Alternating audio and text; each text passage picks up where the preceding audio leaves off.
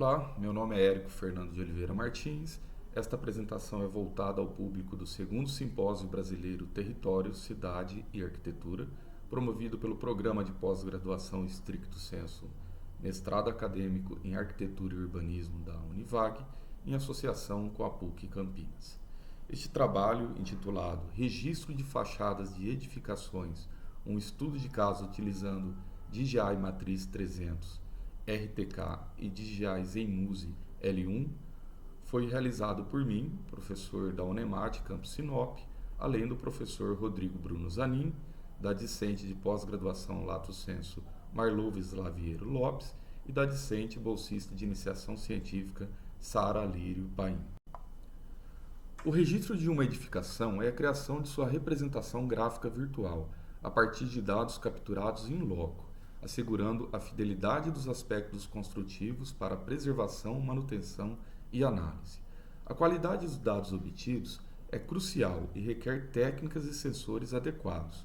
Atualmente, o uso de veículos aéreos não tripulados, ou VANTs, e o emprego de fotogrametria é o padrão de mercado para capturas de fachada e geração de modelos tridimensionais.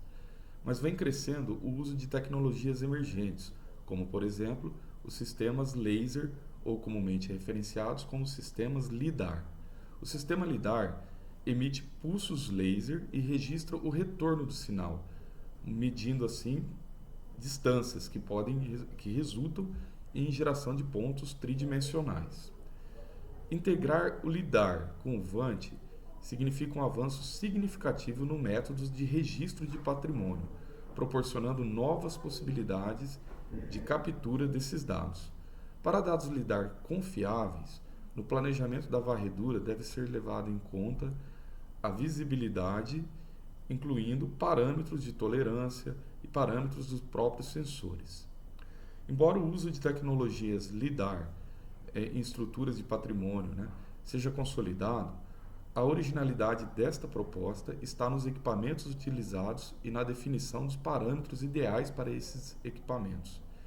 Devido ao alto custo e relevância no mercado de captura de dados geoespaciais, esses equipamentos despertam grande interesse na academia e entre profissionais que fazem uso destes. Esta pesquisa busca estabelecer um processo e parâmetros ideais para a captura de dados a laser em fachadas de patrimônios edificados, usando equipamentos da empresa DJI Enterprise. O estudo de caso envolvido utiliza, em particular, os equipamentos DJI ZenMuse L1, que é um sensor LIDAR, e o VANT DJI Matriz 300 RTK, resultando em uma nuvem de pontos tridimensionais que descreve o objeto de interesse do nosso estudo de caso. Foi definido como edificação de interesse desse estudo de caso a Catedral Sagrado Coração de Jesus em Sinop, Mato Grosso. Esta edificação possui 4.000 metros quadrados de área, com uma ampla fachada composta por elementos geométricos variados, como cilindros, cubos e círculos. Lançado em 2023, o sensor ZenMuse L1 é o primeiro sensor LIDAR da empresa DJI. O destaque desse sensor é a geração de nuvens de pontos tridimensionais em tempo real, com potencial de uso tanto no mapeamento cartográfico de áreas, quanto na geração de descrição de estruturas complexas.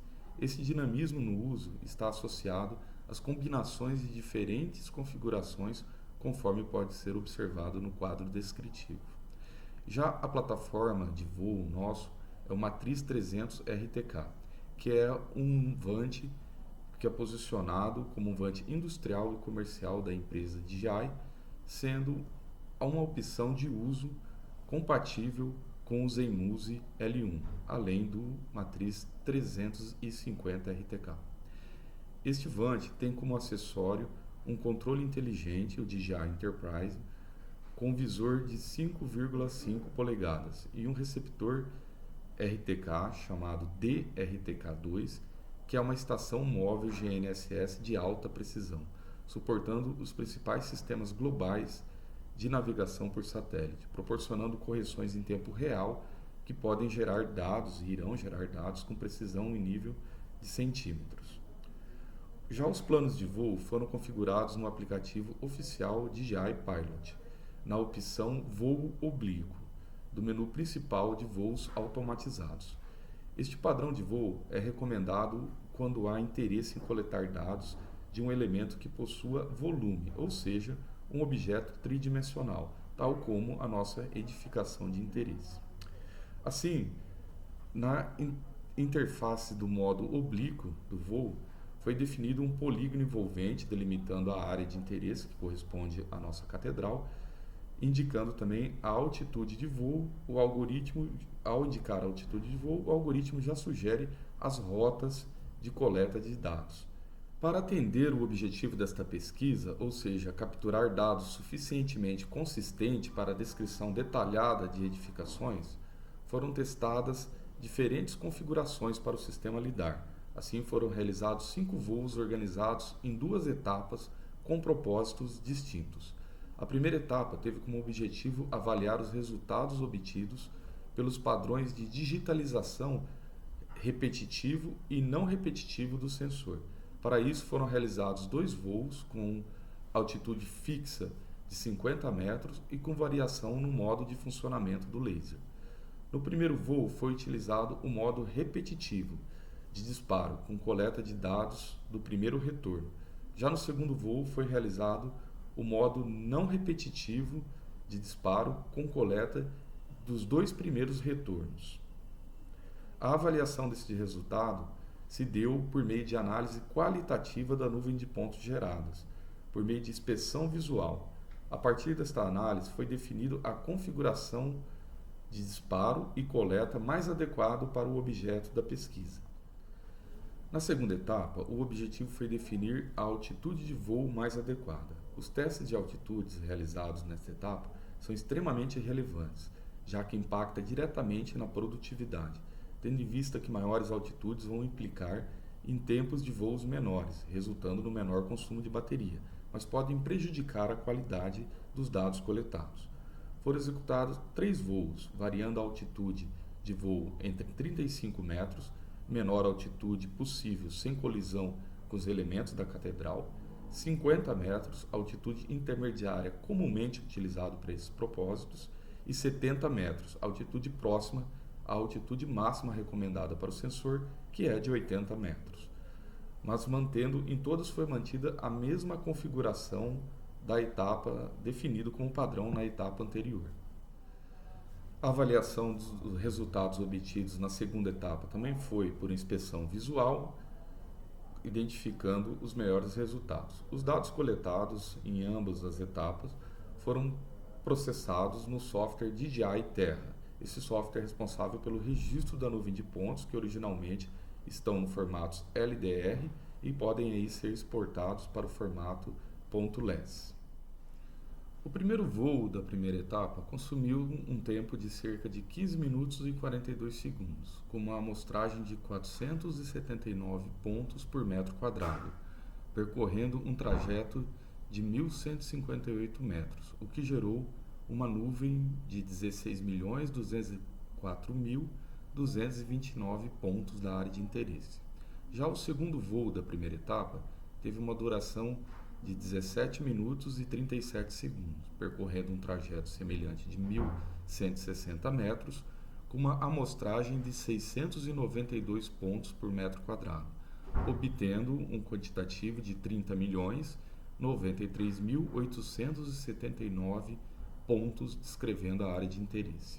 Ao inspecionar visualmente a integridade das nuvens de pontos, fica evidente que o modo de disparo não repetitivo, com o registro de 2 pontos, 2 retornos de pulso, contém mais detalhe na descrição da edificação, sendo possível notar a diminuição de buracos na nuvem de pontos, se comparado com a nuvem resultante do modo repetitivo. A melhoria nos resultados das coletas realizadas no modo não repetitivo fica evidente ao vistoriarmos os trechos de nuvens que descrevem as laterais da catedral. Há uma melhora substancial no preenchimento e descrição dos contornos dos objetos da fachada.